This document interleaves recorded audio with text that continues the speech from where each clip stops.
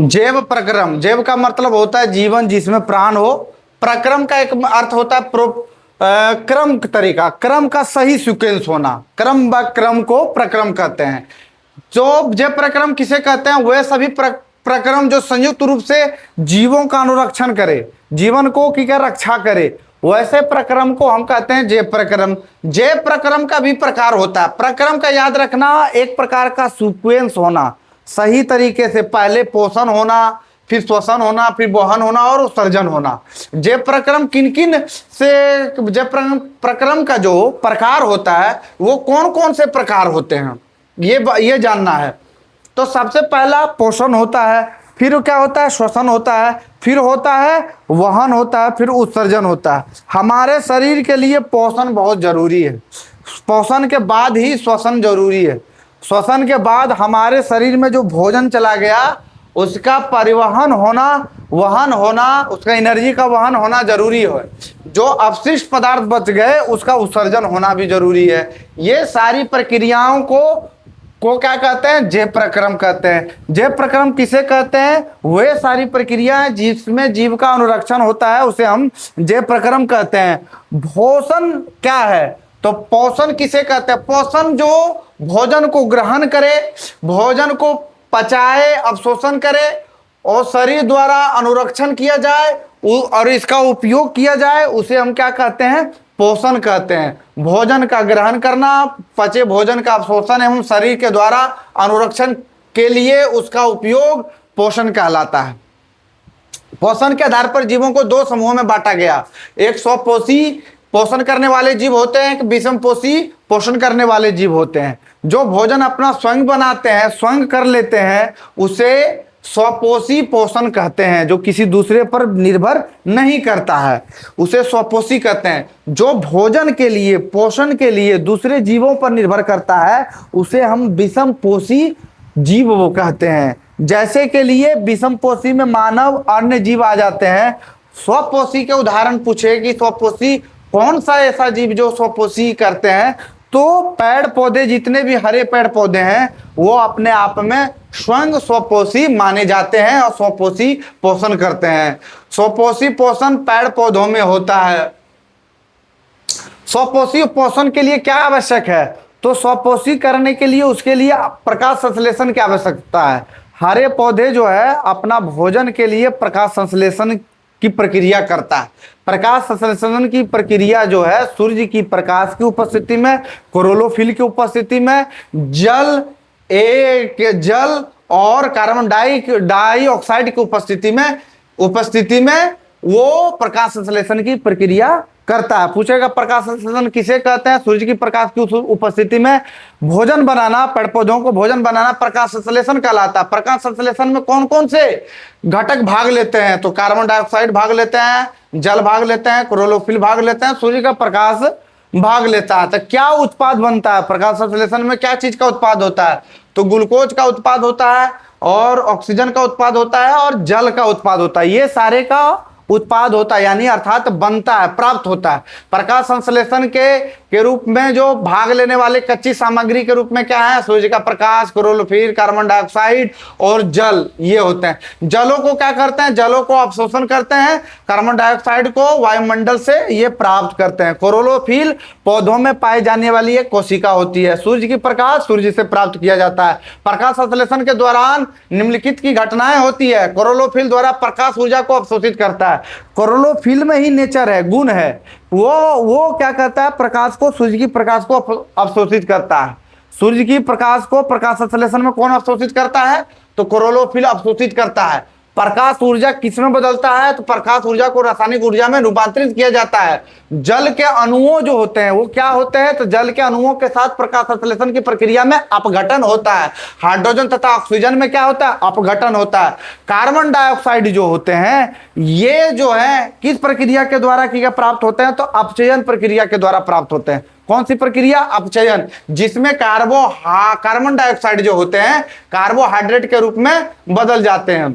अब जो है पेड़ पौधे जो है प्रकाश संश्लेषण की प्रक्रिया कहाँ करते हैं, तो पत्तियों में करते हैं। पत्तियों में जो छोटे छोटे छिद्र होते हैं उसे रंध्र कहते हैं। इसी रंध्र में, इसी छोटे छोटे छिद्रों में प्रकाश संश्लेषण की प्रक्रिया होती है, गैसों का आदान प्रदान होता है, यानी गैसों का विनिमय होता है, तथा वाष्पोत्सर्जन की प्रक्रिया भी, जो वाष्पोत्सर्जन की प्रक्रिया भी हरी पत्तियों में ही देखा जाता है।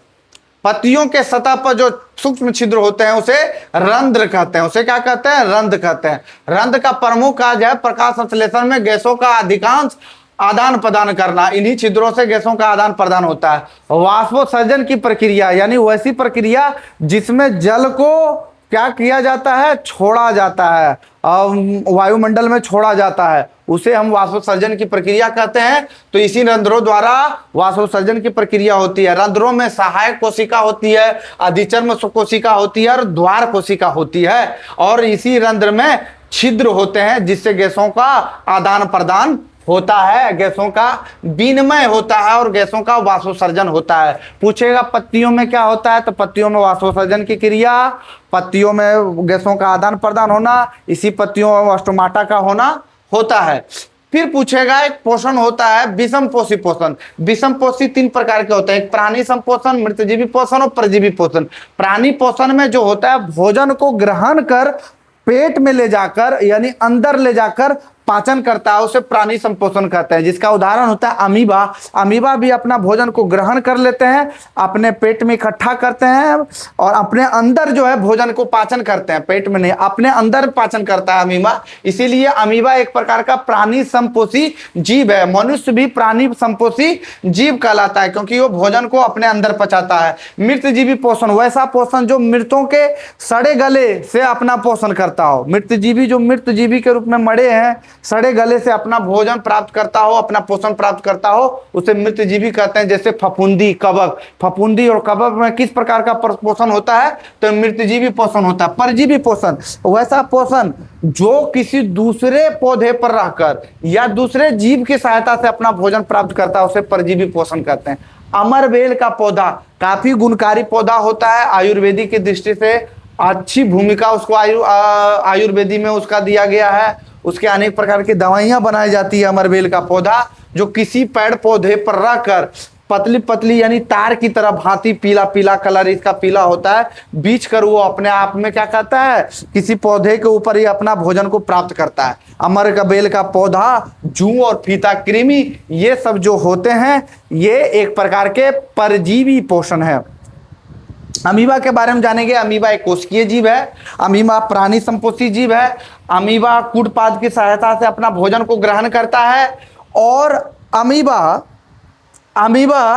एक प्रकार का एक कोशिकीय जीव है। अमीबा के अंदर एक केंद्रक होता है, वो खाद्य कणों को चारों तरफ से पदभाव कूटपाद की सहायता से घेर लेता है, फिर अपने अंदर कर लेता है और अपने अंदर जो है भोजन को विघटित करके फिर बाहर कर देता है। इस प्रकार के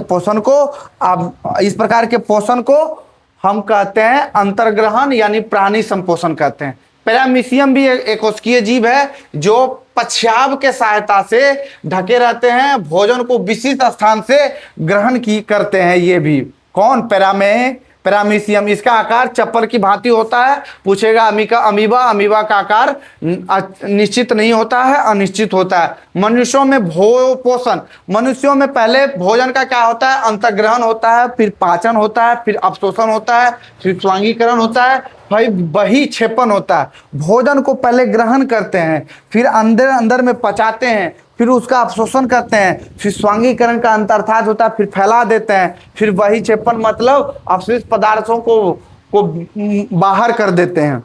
तो मनुष्यों में जो पोषण होता है, मुख में भोजन का अंतर्ग्रहण होता है, दांतों के द्वारा चबाया जाता है, जिह्वा से भोजन को निगला जाता है। इनमें लार ग्रंथि होती है, अस्टार्च, लार, एमिलेज, एंजाइम, माल्टोज ये सब होते हैं। ये लार ग्रंथियों से निकलने वाले रस को लार रस या लार कहते हैं। भोजन का ग्रसिका, मुंह से अमाशय तक भोजन ग्रसिका की कर्माकुचन गति के द्वारा जाता है। हमारे अंदर जो भोजन धीरे धीरे किस गति के साथ जाता है, कर्मानुकुचन। कर्मानुकुचन एक ऐसी गति होती है जिसमें भोजन धीरे धीरे पेट के अंदर आता है। अगर पेट में भोजन डायरेक्ट अगर चला जाए तो आदमी उछल जाएगा, डायरेक्ट जैसे भोजन जाएगा तो उछलेगा, वैसा नहीं जाता, धीरे धीरे धीरे धीरे करके भोजन जाता है, उसके पेटों में प्रवेश कर जाता है। जिह्वा, मनुष्य के कुछ हम ऑर्गन्स के बारे में जानेंगे कि जिह्वा होता है, मुंह होता है, ग्रसिका होता है, ये फिगर को देखिए, यहाँ पे पित्ताशय, अमाशय, यहाँ पे क्षुद्रान, यहाँ पे बृहदान्त्र कोलोन, बताएंगे क्या होता है, गुरुद्वारा, गुदाद्वार होता है। मनुष्य के मुख से लेकर मल द्वार तक का जो होता है ये पूरा जो होता है ये पाचन तंत्र के रूप में होता है। पित्ताशय पित्त का भंडारण करता है, पित्त नली जो यकृत कहलाता है, अग्नाशय, परिशिशिका, अग्नाशय, ये अग्नाशय कहलाता है, परिशिशिका ये कहलाता है। मानव का पाचन तंत्र, अमाशय, अमाशय में जठर ग्रंथियां, अमाशय में क्या होती है, जठर ग्रंथियां, जिसमें पेप्सिन, हाइड्रोक्लोरिक अम्ल और श्लेष्मा ये सब निकलते हैं। पेप्सिन एक पाचक एंजाइम है जो प्रोटीन का पाचन करता है। हाइड्रोक्लोरिक अम्ल अम्लीय माध्यम तैयार करता है जो कि पेप्सिन की क्रिया में सहायक करता है। श्लेष्मा आमाशय के आंतरिक स्तर की अम्ल से रक्षा करता है। कौन? श्लेष्मा, ये जठर ग्रंथियां हैं। उसके बाद क्षुद्रांत पढ़ेंगे, ये आंत रस इसमें जो होते हैं, इसमें आंत रस जो होते हैं कार्बोहाइड्रेट होते हैं। वसा जो कि वसा अम्ल और ग्लिसरॉल इसमें बनता है। फिर होता है इसमें प्रोटीन, आंतरस जो परिवर्तित करता है प्रोटीन में, वसा में, कार्बोहाइड्रेट में, कार्बोहाइड्रेट परिवर्तित करता है ग्लूकोज में। प्रोटीन परिवर्तन होता है अमीनो अम्ल में, अमीनो अम्ल में। प्रोटीन में कौन परिवर्तन करता है? तो आंतरस ये परिवर्तन करता है। फिर जाने ये यकृत तथा अग्नाशय से स्रावन प्राप्त करती है। यकृत से अग्नाशय से स्रावन प्राप्त करती है। यकृत में पीतरस, पीतलवन, पीतरस और पीतलवन, यकृत में पीतरस और पीतरस से पीतलवन। वसा, वसा जो है पीत लवण और वसा बड़ी गोलिकाओं को इमल्सीकरण और छोटी गोलिकाओं के रूप में रहती है यकृत में। अग्नाशय, अग्नाशिका रस होती है जिसमें एमिलेस एंजाइम होते हैं, ट्रिप्सिन एंजाइम होते हैं, लैपेज एंजाइम होते हैं। प्रोटीन ट्रिप्सिन पेप्टोन्स में बदल जाते हैं। वसा लैपेज वसा अम्ल में बदलते हैं। स्टार्च एमिलोज से ग्लूकोज में बदलता है। धात रोग जो अवशोषण तथा सतही क्षेत्र को बढ़ा देता है। बृहदान्त्र जो होता है जल का अवशोषण करते हैं, वायु पदार्थ गुदा द्वारा शरीर से बाहर कर दिया जाता है। फिर पढ़ेंगे श्वसन।